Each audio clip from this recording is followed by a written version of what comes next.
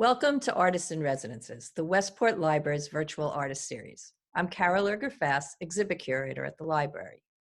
Today, Miggs takes us to the studio and classroom of artist Katherine Ross. Miggs and Kathy go way back, but actually, so do we.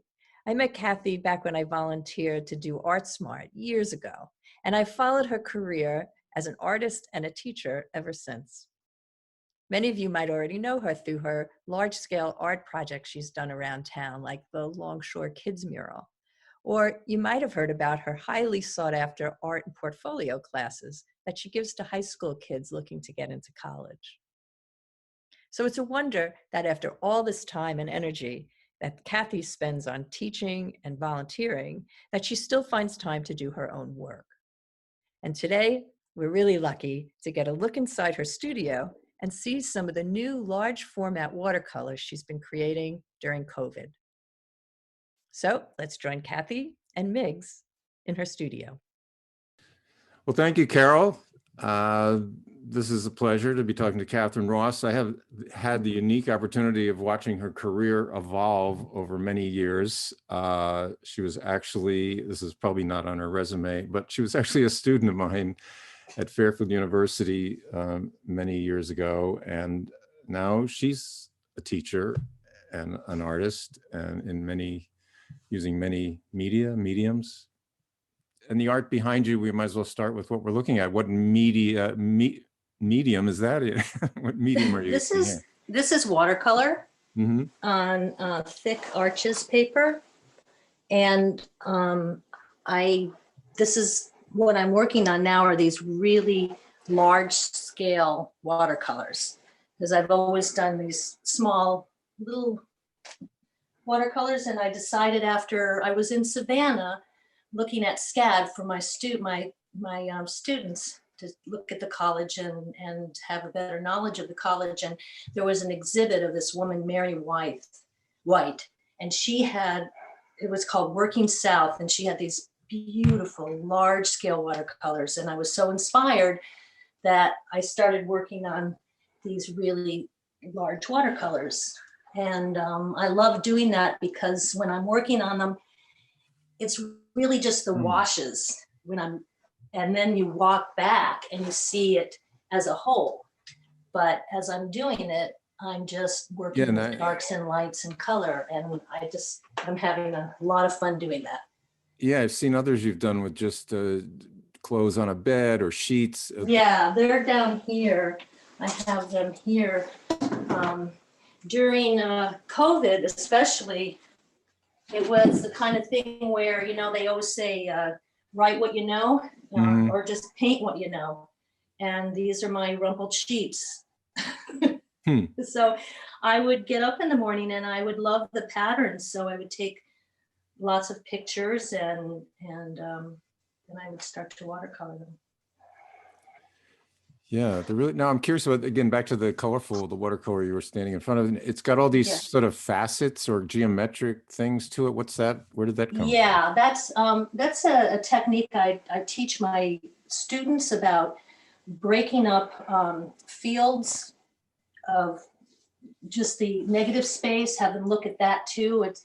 It's really an inspiration from Cezanne, who used to do that in his skies and trees. So I just drew the tulips and then I come back and I just cut the background, just randomly, well, not random, because I do it compositionally, but with circles. And then when I come back to watercolor, each time the line is there, I alter the value or color just slightly.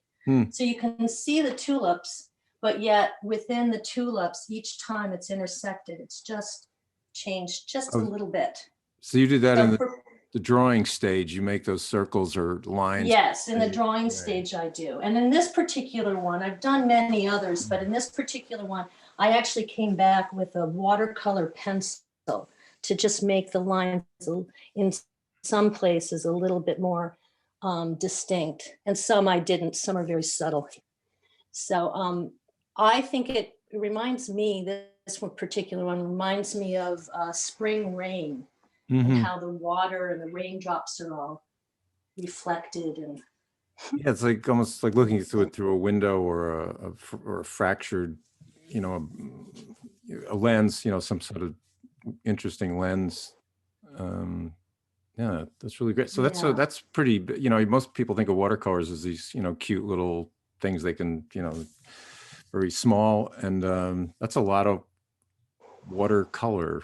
It is a lot of watercolor. And with this kind of thing, usually with watercolors, I start with a general wash.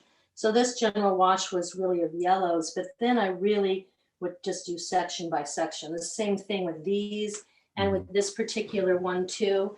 I have a drawing and then I would just work on one section at a time, constantly softening the edges as I go so I can work back into them, because it's on such a grand scale. It's kind of hard to work at it all in one. I'm working another, I'm in the process of doing another one here of my daughter, who's doing the camera work. Thank you, Rebecca, who is also an artist. Oh, and Walter. Oh, Walter, yes. Your agent. This one is really inspired by Mary White. This is Mary White, her work. She is, and her watercolors are huge. And I just love the idea of people working. This whole book is just the working South, everyone just working. And those are all watercolors, you know, of hers. They're all watercolors. See. I know, they're gorgeous. Detail. And they're much bigger than these, actually. But so when my daughter, before COVID, was working as a baker in this bakery, I took some pictures of her, and I'm gonna paint and see how it comes out. So it's another large scale watercolor for me. Wow, so how many, okay, and that wall behind you with the hundreds and hundreds of, is that a student? Yeah, what's that? This is my wall of fame. Whenever a student of mine graduates from high school, they get their self-portrait up there.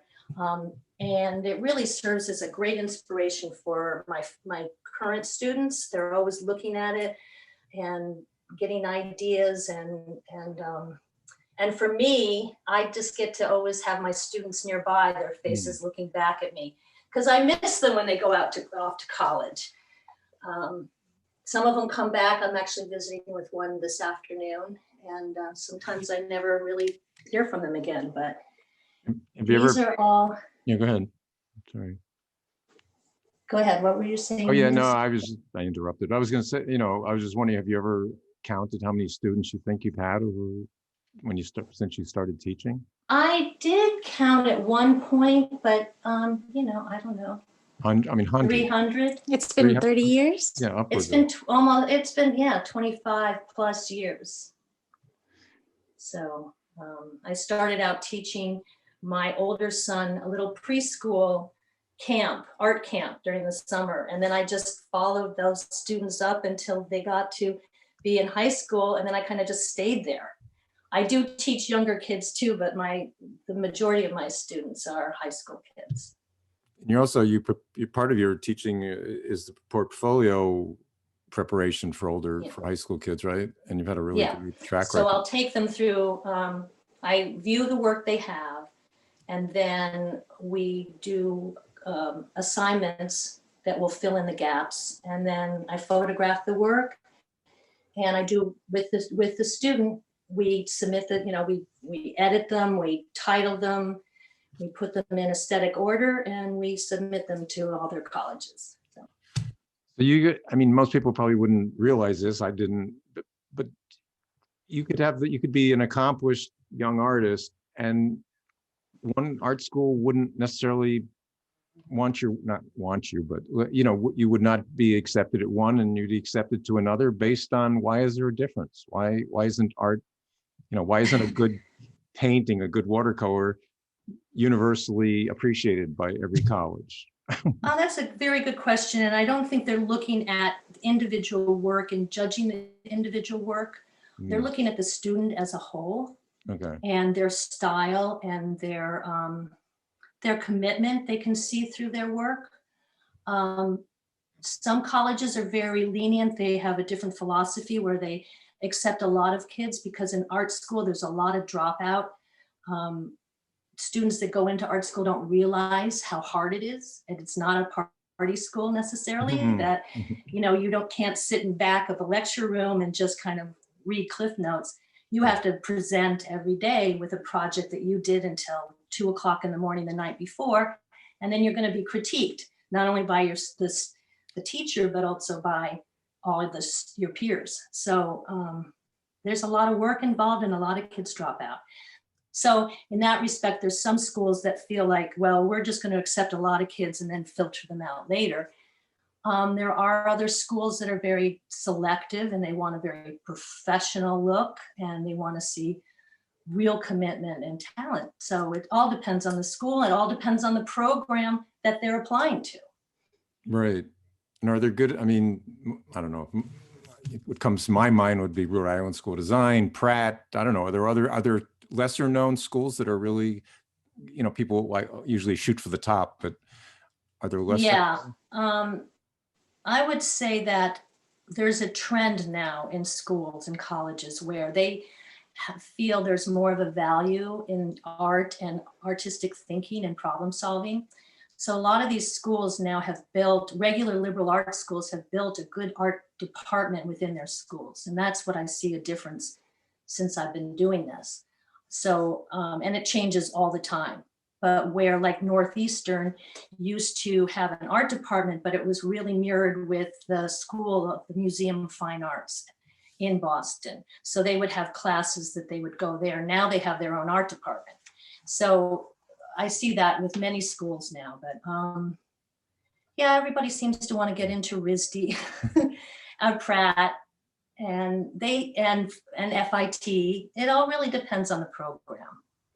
So I advise, you know, depending on what the student is like and their work and what they're interested in, I do college advising of which would be best for them, a good fit for them. Yeah. So one universal topic that I guess applies to everybody, and you know, I mean, artists lead a fairly solitary life, I guess, because they don't paint by committee. I mean, they just sit by themselves, either paint or draw or whatever their medium is. So how has it felt different? I mean, it's you know, beside the world situation and you know, having to wear masks, but I mean, in terms of your own work, have you found yourself more focused, you know, less focused, more productive? Was any You mean in your own work because of the pandemic? Yeah. I would say actually I'm productive, but in a different way. I haven't really sat down and built a body of work, you know, as far as just painting goes. It took a while to navigate teaching through Zoom. I had to restructure because normally this studio, if you want to span up, this studio usually has 2 tables in the middle here. And since COVID and I have a fireplace here, Rebecca and I we're moving the couch and we're really enjoying this room. So I lost my train. Oh, so my classes, I teach on an individual basis. So my kids would come in and I would just kind of walk around and they'd all be working on individual things, but I would walk around and it was a great lively environment and I would just help them. Where now Zoom, it's a totally different thing. And it took a while. I had to, you know, like I said, do real solid lesson plans. I have set up over here, and if you want to swing around, this is now this is where I teach. So I have my computer, and right now I'm teaching an oil painting lesson, portraiture for one student. So I have to have that set up, and I move my camera so they're watching me paint. And I see. Oh, that's cool. So this thing always change. This table always is changing depending on the students I have, and I just love that wall. I mean, you could just a little bit. First of all, it just emphasizes, makes the point. You know how many different there aren't no 2 identical artists. I mean, you can, you know, one can copy another style or whatnot, but you know, everyone has its own character to it, and it's so distinctly, you know, whether regardless of what the skill level is, they're so individual, and which is, Well, and I do emphasize yeah. that with these portraits too, I have the luxury of teaching the small classes, so I can get away from the academia of it, and I can go more with self-expression. So most of these, you know, these are, this boy here, you know, took this is a huge one, you know, these are just copies. Right. But he took this and he got travel posters. So Oh. he drew his face and hands, but and this is the city that the cup is drinking out of. And there was a lot of ambivalence of him leaving home. And you know, there all of these self-portraits, except for the real academic ones, have a story to tell. This kid here is a graphic novelist, and he cut up all of his images from his graphic novels and created his self-portrait as a collage. Is that something you convey? I mean, that art, their portraits, art, whatever it is, landscape, has to tell a story other than just like, this is what a tree looks like. I mean, is there? I have to teach them technique, but my teaching technique is through art that they choose and that they want, because I can always sneak in technique. Right. So yes, it always has to tell a story. So even when they're doing pairs or just a still life, you know, I encourage them to, well, put it somewhere. Where is it? You know, is it in a dark room? Is it afternoon? Is it morning? Are you about to eat it? Are they rotten? You know, once you put it in an environment, it instantly tells a story. And then I also tell them that, you know, it's your story, but once you put it out there, it becomes the viewer's story. So the viewer's going to bring in anything that they, from their life experiences. It's interesting. It reminds me in a weird parallel of what some actors have talked about, the way, you know, what they're taught is, yeah, okay, you're standing in a room, but in your mind, you came from somewhere, you're going to somewhere, you have a reason to be in that room. We're just looking at you standing in the room, but there's a whole, you know, dynamic going on, and maybe, you know, didn't convey that in art. I never heard that expressed that way before, but it's interesting. You're not to be able to, you know, give it more dimension. But you showed me. Yeah, and you know, I try to get them away. They always, I think it's because they don't teach art as an academic in school. So they're always wanting to draw exactly what they see. They want to learn how to do that. That's such a enticing thing. But I keep trying to tell them that I can teach you that. But once you learn that, we're not meant to be photographers or artists that, well, even photographers as an art, it filters through. So you want to look at those lemons on the table, and you want it to go through your mind and then your heart, and then through and into your hands and onto the paper. It's your interpretation that people are interested in, not that, oh, look, I can draw the perfect lemon. Yeah, no, that's great. I like that. Now, I saw something earlier. It was a folded piece that you and Rebecca did, or maybe it was just Rebecca. Oh yeah. So this is another COVID kind of thing. Rebecca and I, we go out and we've just tried to do projects that are collaborative projects with ourselves. So we'll go out to walk and we'll find something and then we'll make something from that. But this was a collection of really self-portraits. So each one of us did a page and of just self-portraits. And so it's me, her, me, her, me, her, me, her. and then she scanned the images and then created this book. So it's a little journey. I mean, you do a self-portrait. Do you have to look in a mirror, or you take it from a picture, or you just from memory? Okay, so that's another good question. And some of these will show it on the wall too. Self-portraiture isn't necessarily about your face. Okay. You know, here's Rebecca's favorite ring. I think there's one of our slippers. There's one of art tools. So one of my lessons with my kids was, you know, create 50 self-portraits. Because once you've done 5, you got to start getting inventive.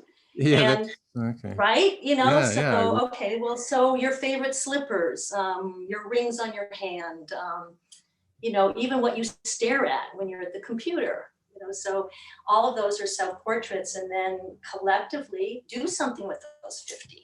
Make a book, make a pamphlet, make a poster, you know, but those kind of self-portraits tell more about who you are really than just your face. Yeah. No, that's yeah. What a great. Never heard that expressed that way. You know, it's not your face. Yeah, there's more to it. Just like an actor, there's more. You walk into a room, you're bringing a lot more with you than just your physical appearance. So you've done a lot of. Do you want to talk about? You've worked in mosaics. I mean, you did something. Oh yeah. Yeah. Well, this is interesting. So every table in here has been moved around, but I have a bird bath that I used to buy at Geiger's a long time ago when Geiger's was there.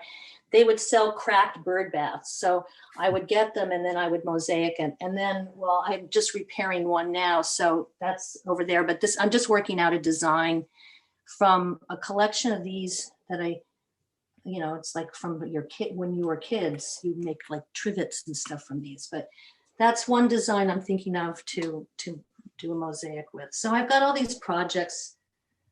Did I you walk in and go, well, what am I going to do today? Did you do a mosaic in this at Staples in the lobby or something? Wasn't that? That was a gift, a senior gift for kids. You know, when they're seniors, they offer a gift to Staples. And so we decided when one of my sons was graduating that we would create a mosaic for Staples as a gift. And it's a big S. So when you walk into the front, the main lobby, there's a big mosaic S. And that was all the kids from the class of, what was the class? 2004. 2004. Mm-hmm. Oh, that's great. Now, and I've done a lot of, you know, there's a couple other pieces in Staples that are permanent that I worked with classes with. There's one of that was for the Women in American History class, where we created this quilt, and it's all made of jeans. They're you know, throwaway jeans, and that's a interesting story. We created the imagery, and then we didn't know how to put it all together.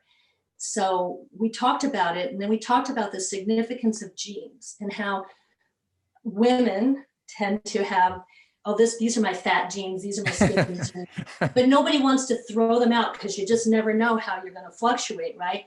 So they brought in those jeans, and it was a big deal for them to start cutting them up and kind of letting go of those jeans that they held. And so the whole project had a lot of meaning, but that's upstairs. If anyone's upstairs and sees that, then you'll see, you know, that's another piece that happened there.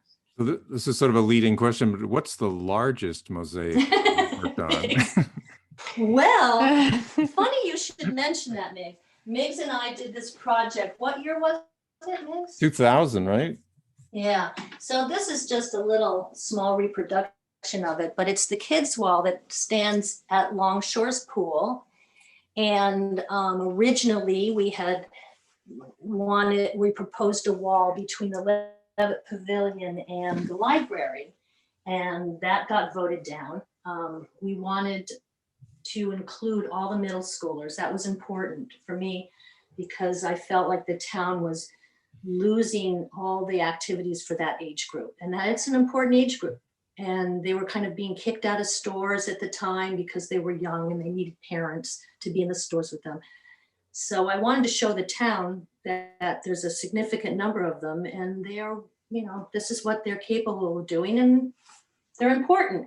So we took 1,400 middle schoolers, every kid in middle school worked on this wall, and it's down at Longshore. The Longshore Pool, yeah, it's 44 feet. Let me throw out a few statistics. It's 44 feet long, it's 6 feet tall, and there's something, I think we tried to estimate, I don't know, 40,000 individual pieces of tile in it. And thanks to Carol, our moderator here, she mounted an exhibit at the library with the kids' wall for several months. Well, thanks to COVID, it was up for several months. But yeah, it was quite an achievement. It's still there. So it's 20 years. I guess we celebrated. Yeah, it's still there. 20 20-year anniversary of it. Yeah. Do you have any of your weaving? I've always loved the weaving. Oh, Unless you, well, don't start if you don't have them handy. It's okay. no, it's on my website.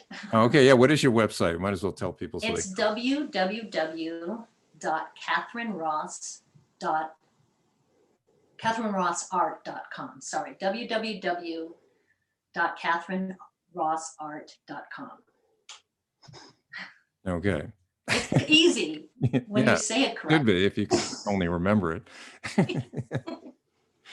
So she's behind the camera, so we can't see her grimacing. But your daughter Rebecca is an accomplished artist as well. She is indeed. Anything you want to show? She probably will refuse to move the camera, but is there anything we can see of hers that's handy? Do I have any work? You know, it's funny. I don't like to put a lot of, I mean, my work, my watercolors are out here now just to show, because I was doing this tour studio. I wanted to show what I'm working on, but normally in a teaching situation, I don't put my work out. I want the kids not to want to paint like I do. I want them to be inspired by each other. And so if you look around my artwork, you know, there's a lot of quotes, there's a lot of just other people's work around, and a lot of books for them to draw from.